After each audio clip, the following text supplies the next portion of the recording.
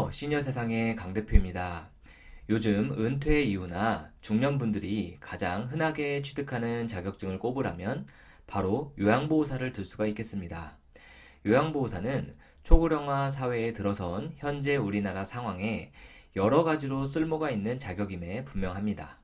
취업도 가능하고 내 가족을 내가 돌보면서 일정 수당을 지급받을 수 있는 가족 요양도 가능합니다. 또 한편으로는 장기요양기관 창업을 생각하고 계시다면 요양보호사 자격증이 많은 도움이 될 수가 있습니다.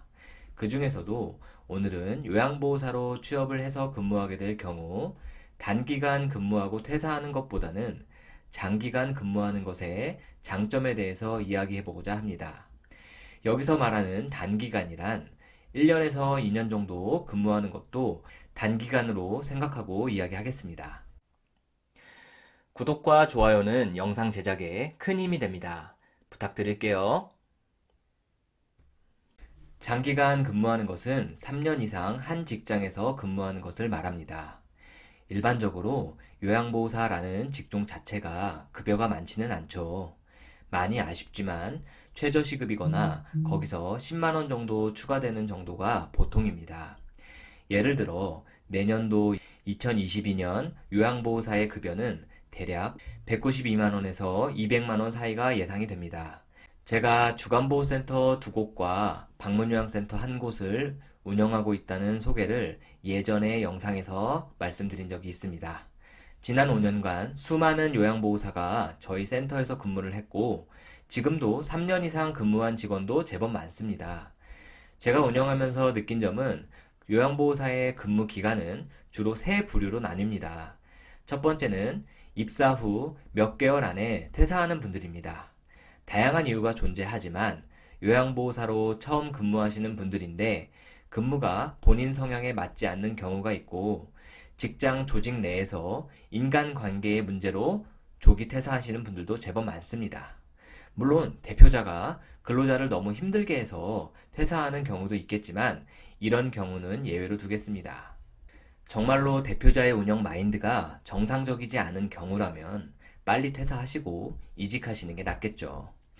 이런 다양한 이유로 입사 후 한 달에서 2달 안에 그만두는 경우가 제법 많습니다. 두 번째 부류는 입사 후 1년을 채우자마자 퇴사하는 경우입니다. 다들 예상하시겠지만 이런 경우는 퇴직금을 받을 수가 있고 몇 해 전부터 달라진 연차법에 따라서 새롭게 발생하는 연차 15개에 대해서도 사용자에게 지급받고 퇴사하실 수가 있습니다. 생각보다 1년 근무 후 몇 달 쉬시고 다시 1년 근무하시고 또 몇 달 쉬시고 그런 패턴으로 취업과 퇴사를 반복하시는 분들도 제법 있더라고요. 이때 참고하실 사항은 본인 의사에 의한, 즉 개인 사유에 의한 사직은 실업급여 대상이 아니라는 것을 참고하시기 바랍니다.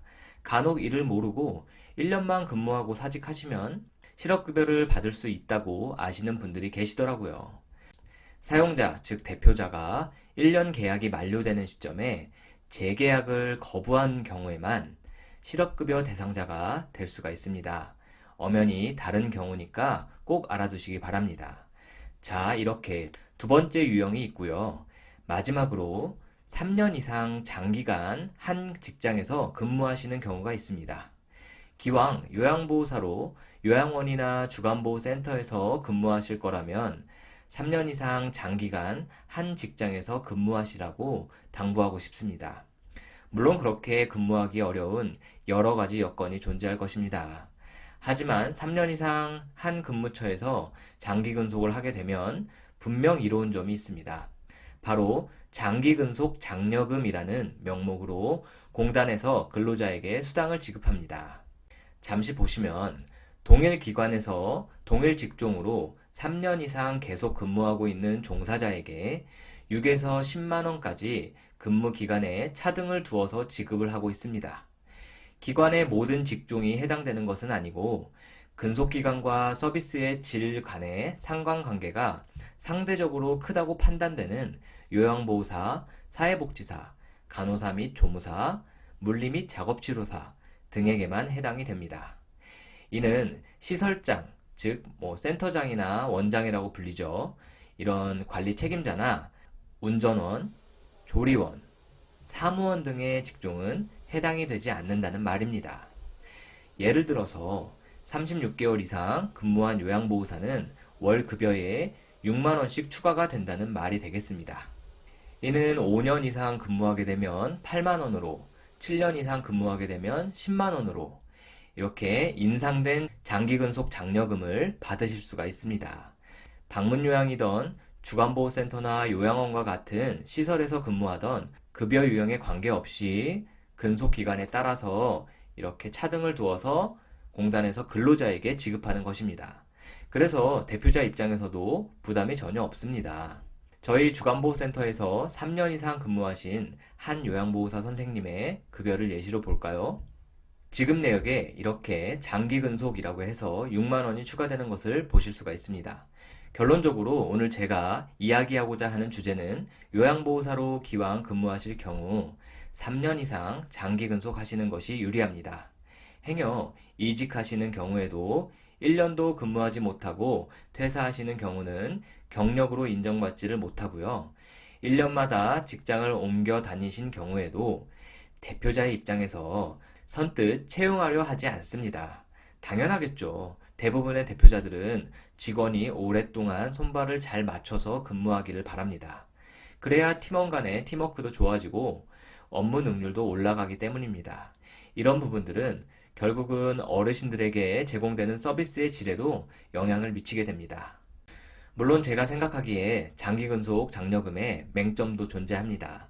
예를 들어서 입소형 기관이 아닌 방문요양 서비스를 제공하는 요양보호사로 근무하게 된다면 3년을 장기근속하기가 너무나 어렵기 때문입니다. 3년 동안 수급자 어르신이 정말 별 탈 없이 잘 계셔야만 가능하고 그게 가능하다고 해도 보호자가 변덕을 부릴 수도 있습니다. 또는 어르신이 이사가게 되는 경우도 있을 수 있고요. 다양한 변수가 존재하기 때문에 방문요양 요양보호사로 근무를 생각하고 계신다면 장기근속 장려금을 받기는 사실 거의 불가능하다고 보셔야 하겠습니다. 다만 본인이 주간보호센터 및 요양원에 요양보호사로 근무하시고 있거나 자격증 취득 이후에 제2의 직업으로 요양보호사를 생각하고 계시다면 3년 이상 꼭 장기근속 하시기를 강력히 추천드립니다.